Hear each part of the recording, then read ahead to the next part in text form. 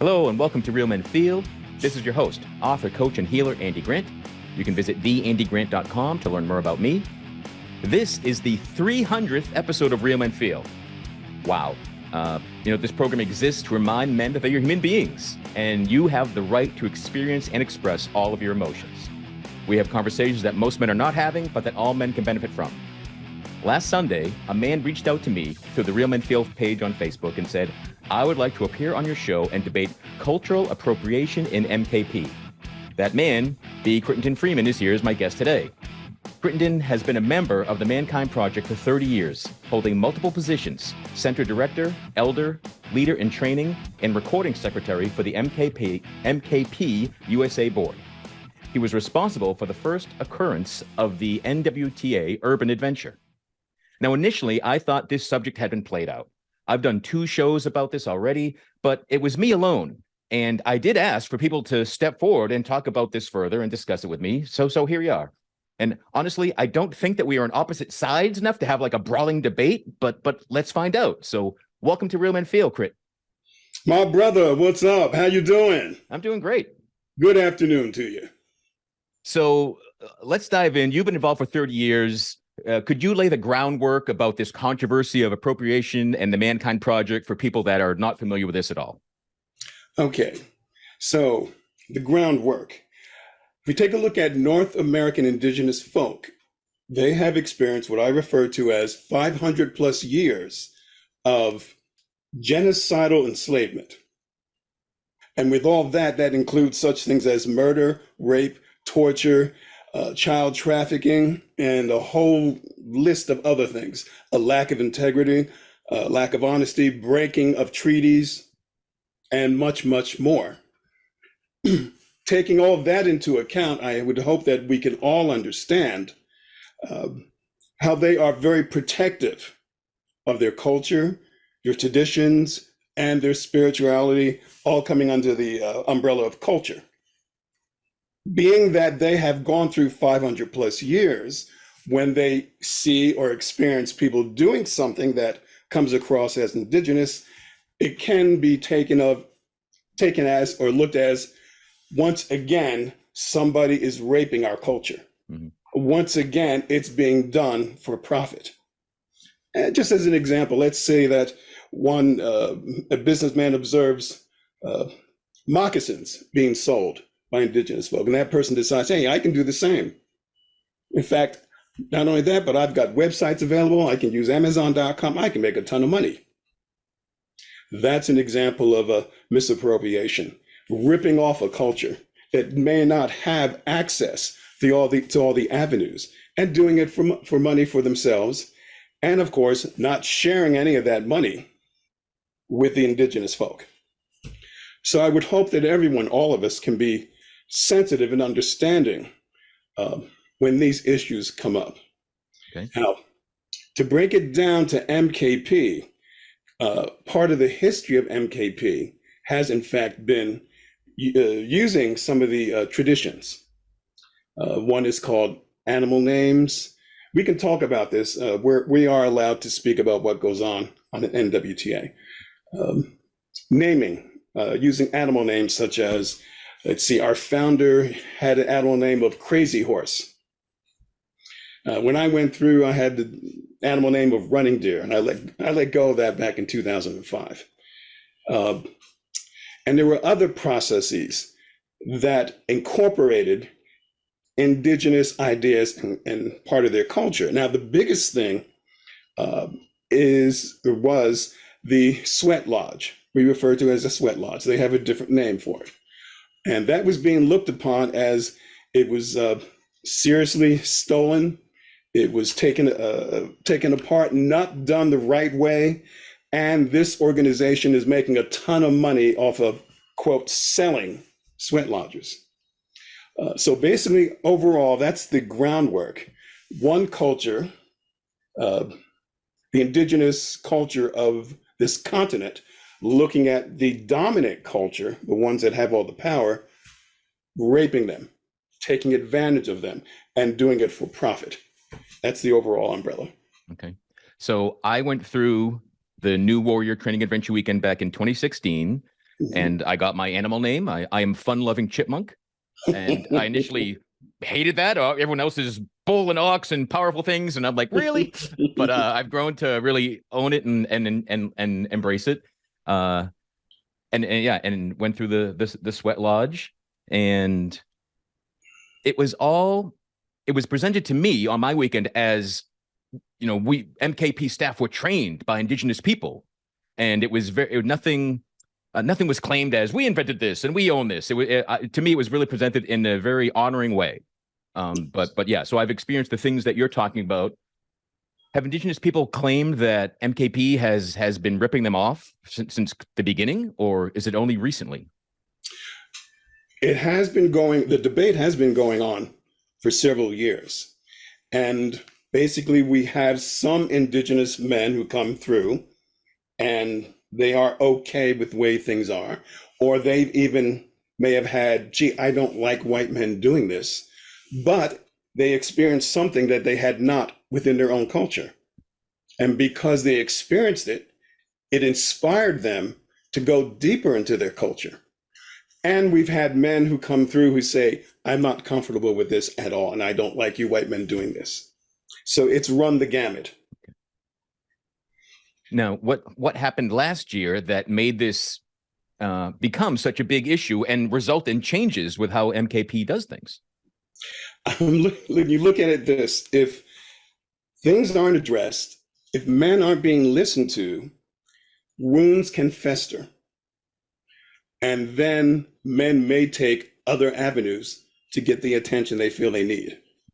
So this has been going on for several years, this conversation or the attempt to have a robust dialogue on these issues and to find some sort of mutual ground of understanding.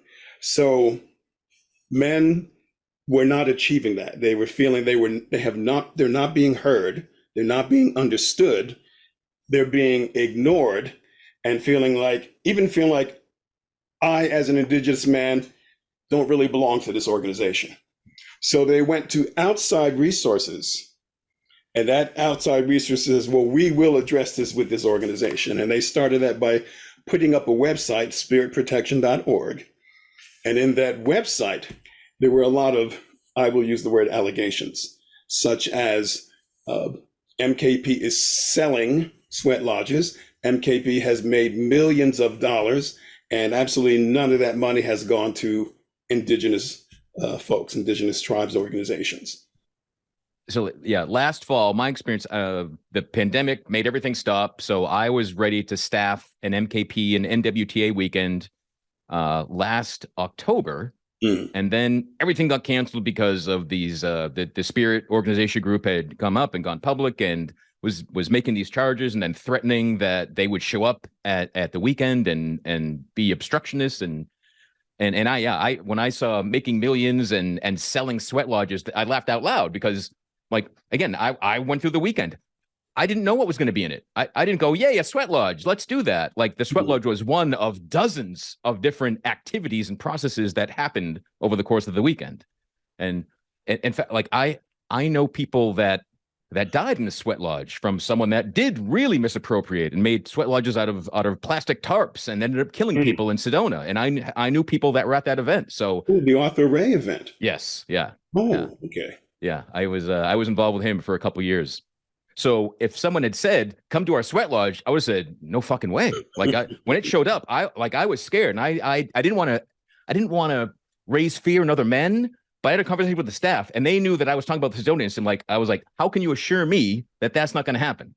And they did. So I felt safe, went forward. And again, lots of honoring of indigenous process and people, and giving, again, in my eyes and ears, giving proper credit to what had come before them. So yeah, as far as selling this event, and I know MKP is it's a nonprofit organization. I know some people higher up than just staffing weekends like I do. And I've heard no talk of the millions that they make. And, it's pretty, in my understanding, it's a pretty shoestring operation, and it's really done out of service. Correct. Let's deal with this concept of millions, and then we can deal with everything else. The reality is and I've been with MKP for 30 years, reality is as it grew and men developed their own centers, some of them managed very well. A lot of them managed horribly. In fact, they were in the red. So this concept of making millions is not necessarily true. Now, as an example of one that did well for a long time there was one referred to as New Warrior Houston, or MKP Houston. They're no longer there. They did so well, they were having a weekend every month. And they were able to have a full-time center director fully paid. Now, I was a center director, and I was not a so-called full-time. And the only time I got paid a couple $100 is when we had a weekend. And during my 2 years, we had five weekends. And that's the only time I got paid. So mostly, as you said, it is a volunteer organization. So this concept of making millions just is not true. But when people make these claims, these allegations, it comes across good to say, hey, you guys are ripping us off for millions of dollars. Unfortunately, it's called gaslighting. And unfortunately, it's not true. It's not truth at all. Now, you pointed out something we need to talk about, and that is the concept about selling sweat lodges. As you pointed out, there was nothing in the brochure, there's nothing on the website, and no one ever said until you come to our weekend and experience a sweat lodge.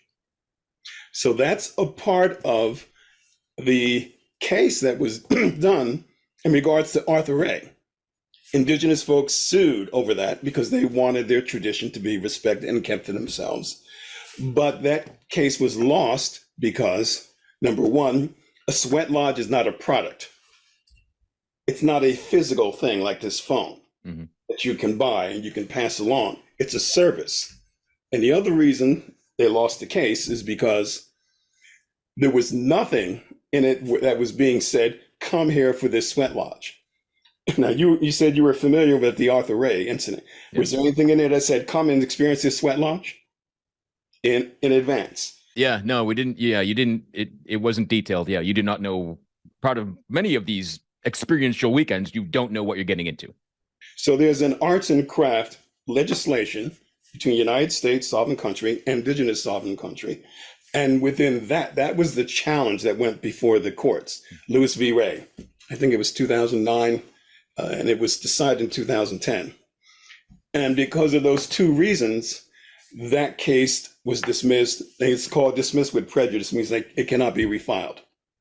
So under US law, no, they lost the case about Americans will not be able to do sweat lodges. So now where are we though with all of that? Okay, so our LKS Lodge Keeper Society, the ones who perform the sweat lodges, how did they get to that point? Well, in the very, very beginning, one of our founders had experienced a sweat lodge and thought, hey, we need to make this a part of our weekend.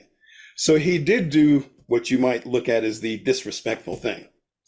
I mean, not really knowing much of anything about it and just, winging it totally, literally. And per other cultures, that's considered very disrespectful.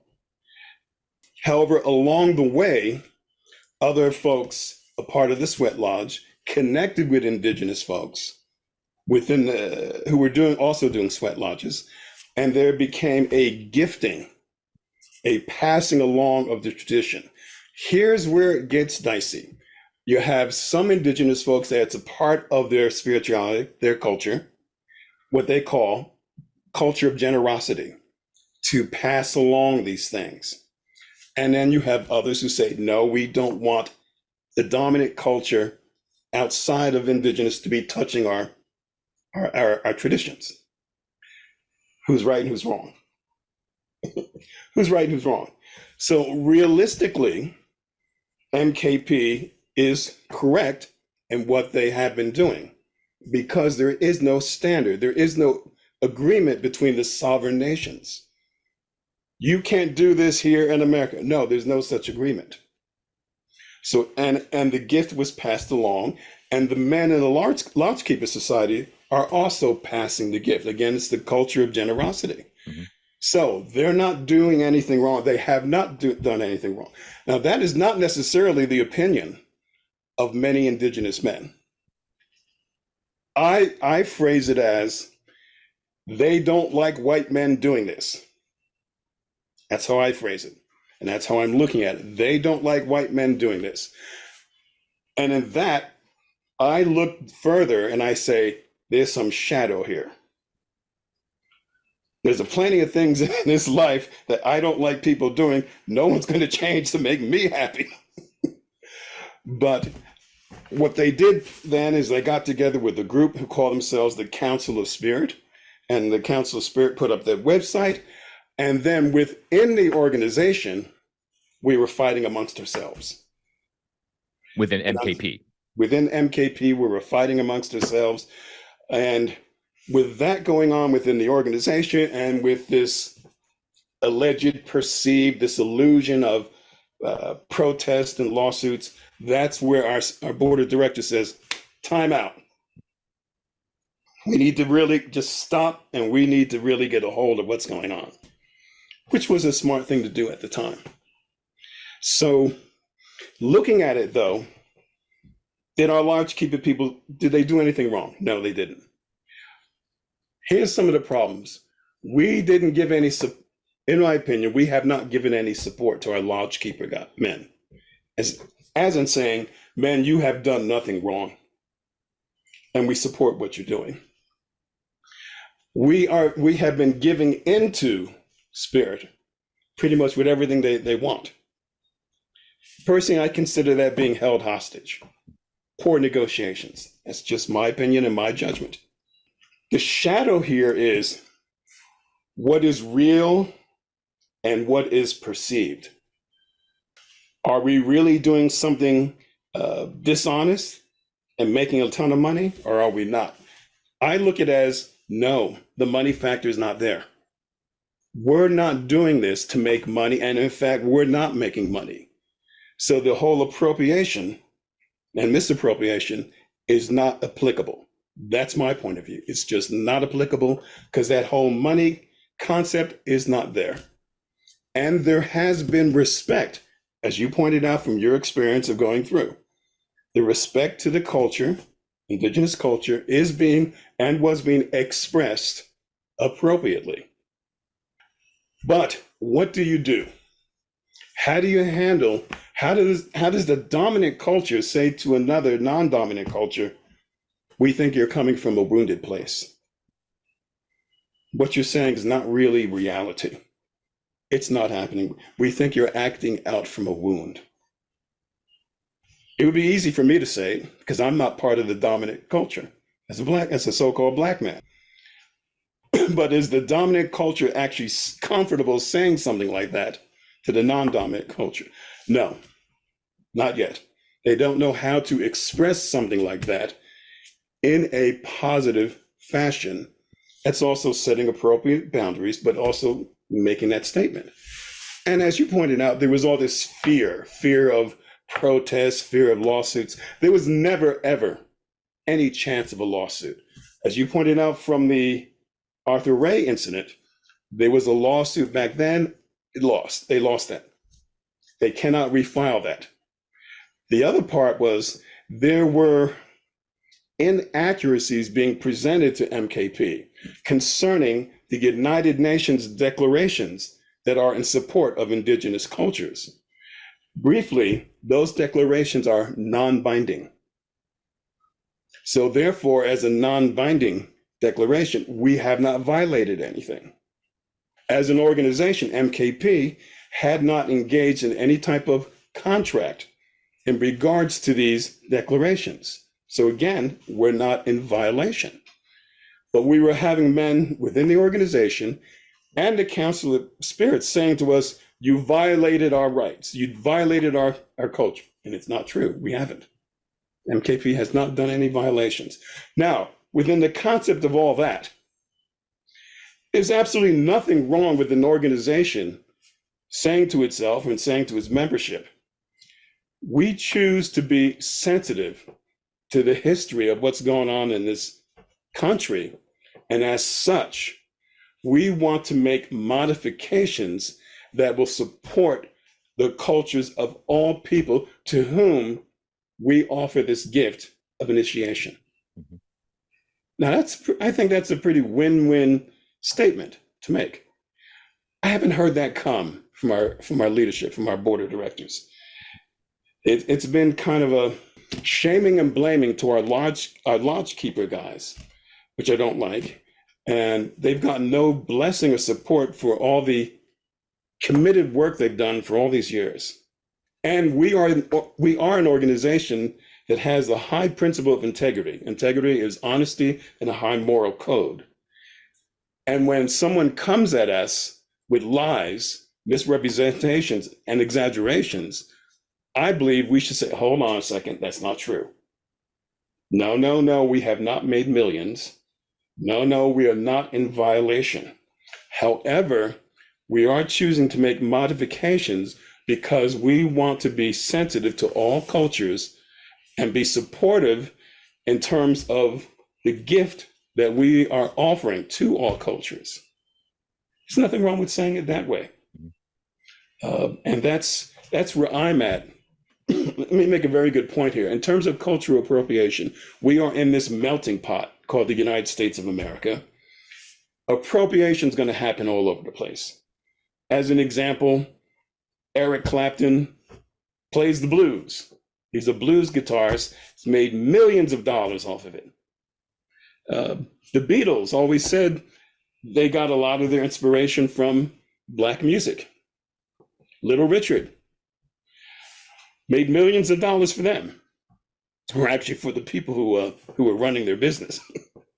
But cultural appropriation is going to happen. Now, there are some folks, as an example, Black folks who hate Elvis Presley, who will come right out and say he just ripped off Black people. He was just imitating Black people. Hate Elvis Presley. And then there are others, musicians, famous musicians like B.B. King, who greatly liked Elvis Presley. It's going to go both ways. As an example for indigenous folk, though, they have appropriated Black urban culture, and that you can get on YouTube and there will be indigenous videos of young indigenous youth rapping and breakdancing. Obviously, rapping, breakdancing is a Black urban artistic expression, Black culture, but they have appropriated for themselves. Now, I've done the same thing now. I play the bagpipes. That's Scottish culture. Obviously, growing up here, I'm not involved in Scottish culture. I teach. My students are Hindu. The very first India-American bagpipe band of Hindu folks. And they wear the complete Scottish outfit. We have appropriated Scottish culture. They will play Scottish tunes like Scotland the Brave or Irish tunes and their own music on the bagpipes. We have appropriated. That's a part of this melting pot called the United States of America. And though we want to keep in front of us that we have this culture of these people in their own sovereign nation who have experienced 500 plus years of genocidal enslavement. So that's why the organization is electing to show sensitivity and make modifications. That was a mouthful. So you are good with the outcome. You don't like the communication around it. Is that a proper summation? I'm not necessarily good with the outcome. Oh, okay. Sweat lodge, sauna, is a part of many cultures, African and European. In fact, back in 2018, I sent a letter to about 30 different lodge keepers, and I said, look, why don't you take a look at your own backgrounds, your own culture, pre-Christianity, and create a brand new sweat lodge experience, including absolutely none of North American indigenous traditions. My point in saying that was just simply enough of this arguing. Let's just put an end to this arguing. And men like to build things. And I looked at it as this is an opportunity to be creative and to delve into your combined backgrounds and to bring that forward and use that to create something new. So now today, what they are trying to do is come up with a different experience, but they were very unappreciative of, they still looked upon what they were doing as though it was ripping off North American indigenous culture. In fact, I sent a letter to them saying, here's examples of 9 different cultures doing sweat lodges: Mexican, African, Irish, Finnish, Russian. You guys tell us which one of these and what they do does not infringe upon North American indigenous culture. Tell us. You tell us. No response. So that's what I'm not happy with. Right. I believe we should still be doing our sauna-based sweat lodges, having absolutely nothing to do with indigenous culture. Right. So the changes have been made. I imagine there's no turning back, but who knows? So with this process, with the 30 years you're involved and these changes, has this resulted you in being in or out with MKP going forward? I'm in somewhat with MKP. MKP is still learning how to work with and resolve conflicts. MKP is still on what we've referred to as the I level of thinking. I, me, mine. If I can quote George Harrison for a moment, it's having a lot of difficulty moving towards the we level of thinking. And as such, it has not yet learned how to resolve conflicts. And way too many times, a solution by too many men is social exclusion. Either the person takes himself out of the situation or they remove the person from the situation. So right now, I am on what's called a limited activity list with MKP because of things like this. I will involve myself and I will speak my mind. Unfortunately, we're not at the point within the organization of understanding and respecting freedom of speech and the fact that people will say, hey, I don't feel the way you do, and I'm going to speak up. And I'm not the only one. Our previous chairman of the board, Brian Harold, was put on that list. I think he was actually noted as suspension. We have another person on the board who's now under what's called a 3-month sabbatical. What I'm trying to share is, as conflicts come up, we have not developed a set of skills to work with those conflicts in a good way, unfortunately. One thing that struck me was that, let's say that all the charges are true. Let's just say they were, and MKP decides, yep, we've done you wrong, so we're going to eliminate the sweat lodge. But the Mankind Project is global, and it's only the United States that stopped doing this. So it always struck me like, well, North American indigenous people, they're in Canada too, and in Canada there's no issue. So is that still accurate? Are sweat lodges everywhere except the United States? Okay, so I believe that within North America, USA, and Canada, the issues are the same. Outside of there, it's interesting. They are communicating. LKS is gone. However, what they are doing, I believe, for example, in Germany, they are just taken from their background, from their culture, and put those things in place. So as far as I'm aware, they have not stopped doing a sauna-based sweat, as an example, in Germany. Now, some place like New Zealand is going to be completely different because you have the indigenous culture there, and I know absolutely nothing of that culture. So I'm not even going to try to speak of it. And I have no idea what they're doing in so-called sweats, or even if they're doing one. So it's going to be different outside of the United States. They have been asking about it, though. The Council of Spirit has asked about, are there indigenous traditions a part of sweats outside of the United States? And apparently the phrase, what they're being told is, whatever is going on LKS-wise has stopped. It's ended. Because, as you pointed out, MKP has disbanded the Lodge Keeper Society. Yeah, I wasn't sure if that was everywhere or only in the United States.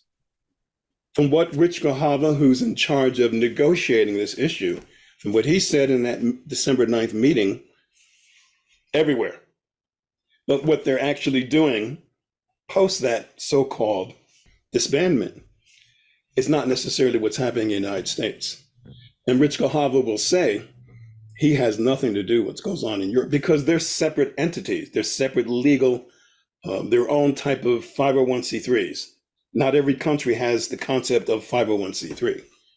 If you could create the ideal scenario, what would you like to see happen?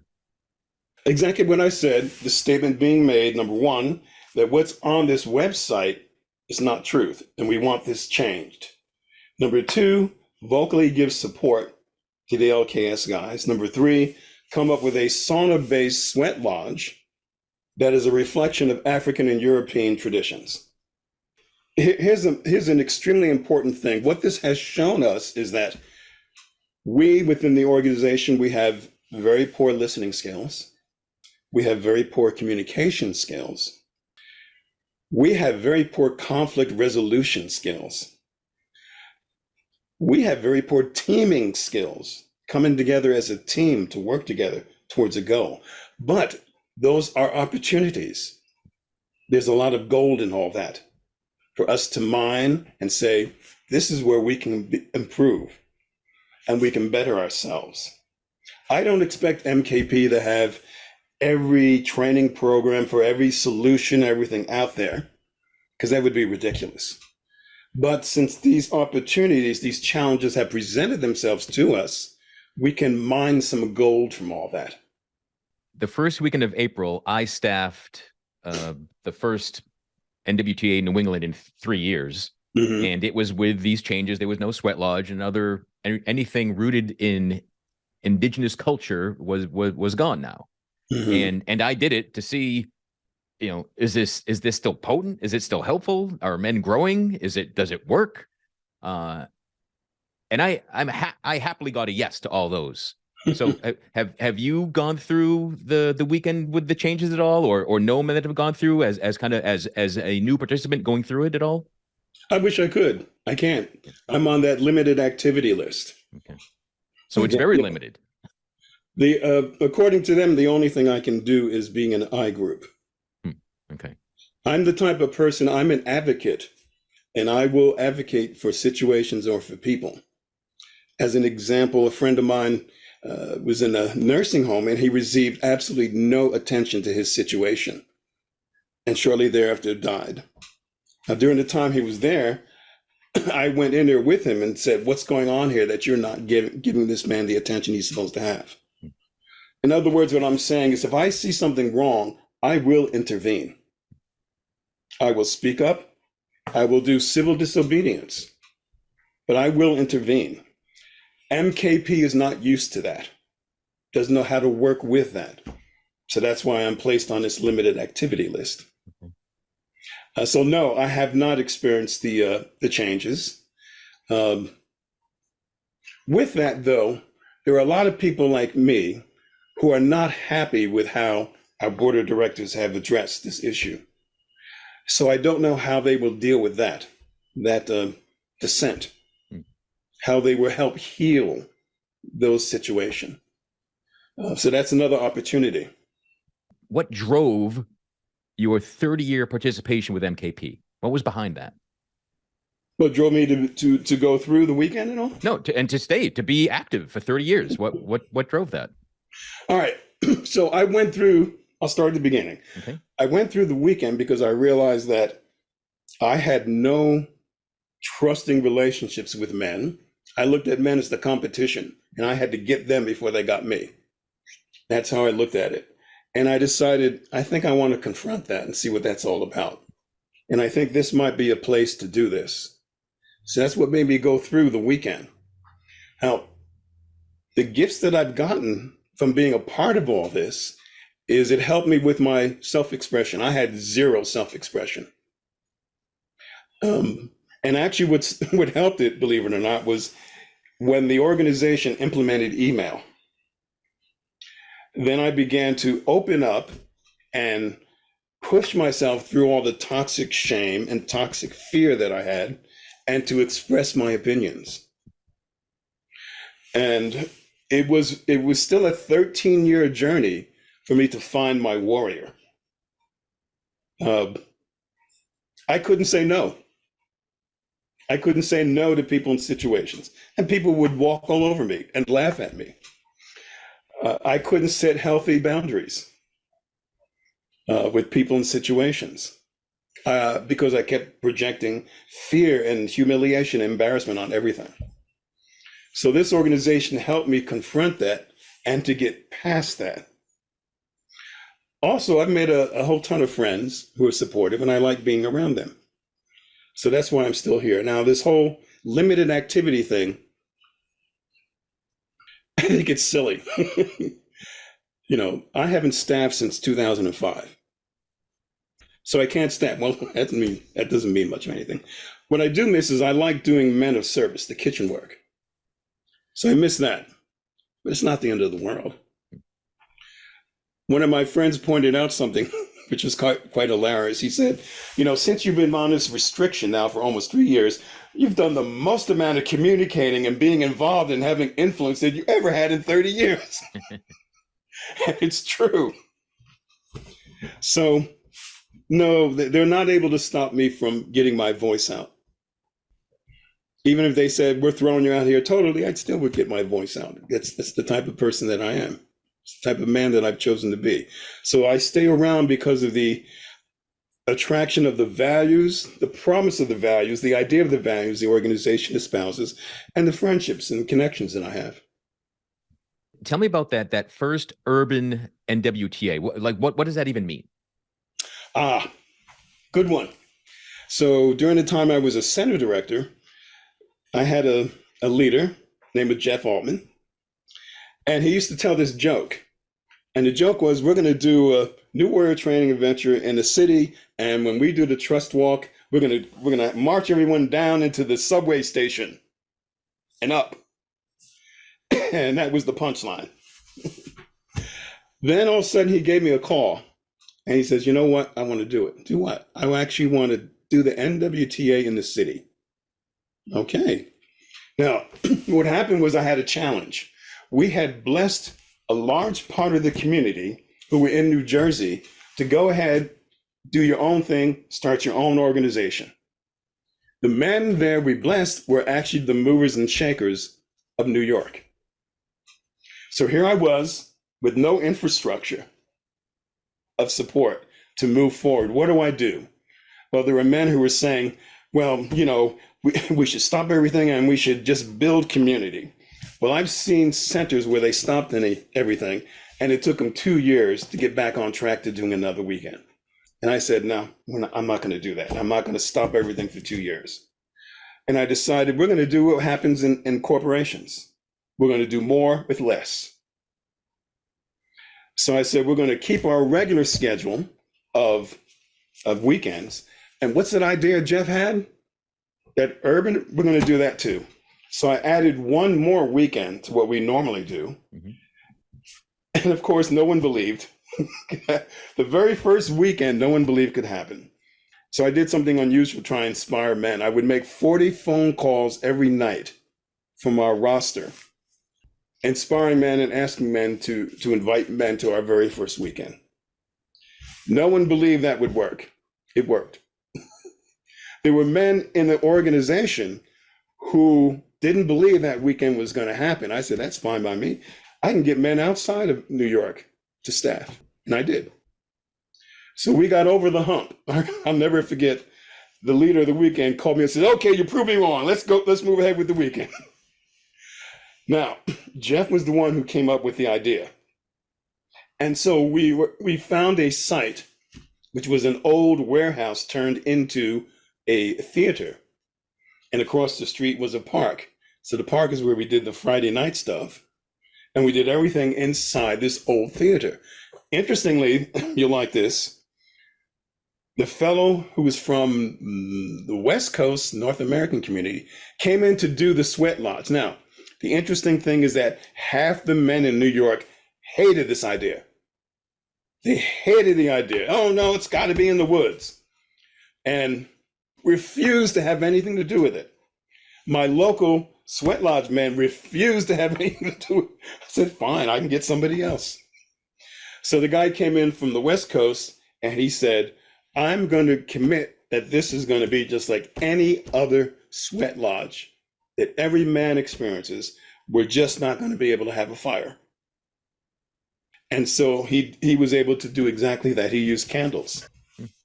And men did physically sweat inside. And he conducted it just the same as if he was doing a sweat around a camp with the fire and stones and all that.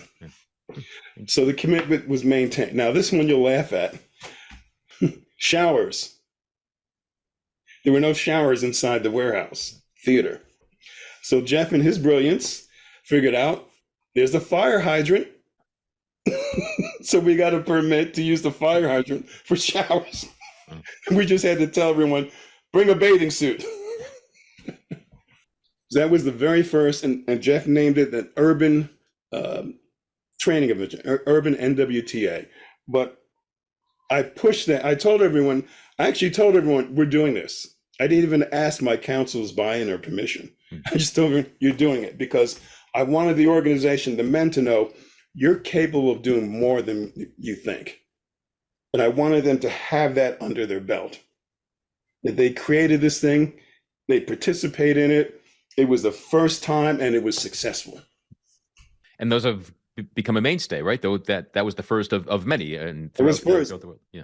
In fact, Jeff did another one after that, and it was specifically for Orthodox Jewish men, which he did, I believe, in the, I think it was still called Greater Washington Center. What do they call that now? I can't remember. But he did it specifically for Orthodox Jewish men.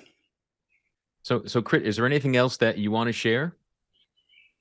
For MKP, don't be afraid. Face the issues and face yourselves. There's a couple of dynamics I didn't talk to that are a part of what happened. That is white guilt and white saviorism. The white guilt is, oh, I feel so bad for the indigenous people. Oh, they're so treated. Oh, yeah, we should just do it. Everything's, oh, that's what we call the white guilt. The white saviorism is, I'm going to be the great white hope, and I'm going to make sure they're taken care of. Yes. Those are two shadows that also are going on within our organization. And there needs to be a robust dialogue about that. So I want the organization to face these shadows, look at what is the gold in them and the opportunities being presented, and how we can be better. We can be better men and better leaders. And Crit, is there a way that people can connect with you, find out what you're up to? You want to do you have a website or anything you want to share? No website, but I am on Facebook. B. Crittenden Freeman. I am on Facebook, and my email address is bcfreeman02@yahoo.com. B as in boy, C as in Charlie, Freeman02@yahoo.com.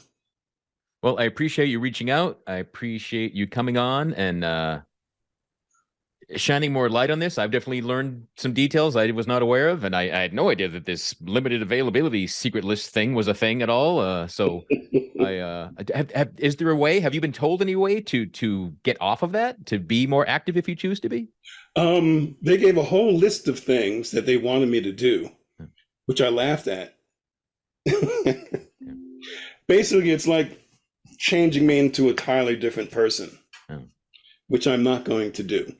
And I may never get off that list. We are challenged in our expressions when it comes to honesty. And we have not gotten, I and my support team, we have not gotten honest expressions and return information from the people who are maintaining all this. So what do? Well, I can complain. I can get a lawyer and file a lawsuit. I don't want to. I don't want to. I got lots more fun things I can do with my money. Well, I really hope that communication opens up again. I do hope that this is just, one step in a multi-step process to having a better solution, supportive of everybody that wants to support other men, because that's, these little debates about this, that, and communication, like it's just deprives everyone of that core of initiating more men and helping guys feel and express themselves. But yeah, you're right. This should be an organization that can just show off how well we are at dealing with dissent and coming to agreements and blessing people that for the work they've done, even if that work isn't going to continue, and just so many of the points you raised. So I will say something positive, though. One of the major things I was doing civil disobedience about was I wanted the organization to address violence and threats of violence in our circles. And after about almost 3 years, Dan Baldwin of our community coordinator stepped up to the plate, and he took care of that. He created a safer circle policy within MKP. And you can review that on the website, mkpusa.org. But although it took 3 years of me doing civil disobedience, almost 3 years, Dan Baldwin stepped up to the plate, and he made sure that was put in place. Cool. Well, I hope other positive changes continue to be made. So thanks for joining us. Thanks for joining us. Everyone who's listening in, please visit realmenfeel.org. There'll be a blog post for this episode. We'll have links to all the various resources mentioned. Wherever you're discovering Real Men Feel, please give a like, a follow, a share, a comment, whatever you can do on the platform that you're listening. And always you can reach out to me at realmenfeel@gmail.com. Always glad to hear from you. And if you want to explore making this your best year yet, having the growth that you want for yourself, for your family, your community, look at having a free clarity call with me. It's a live conversation, not a podcast. And we just dig into what's in your way of getting the life you want. Until next time, be good to yourself.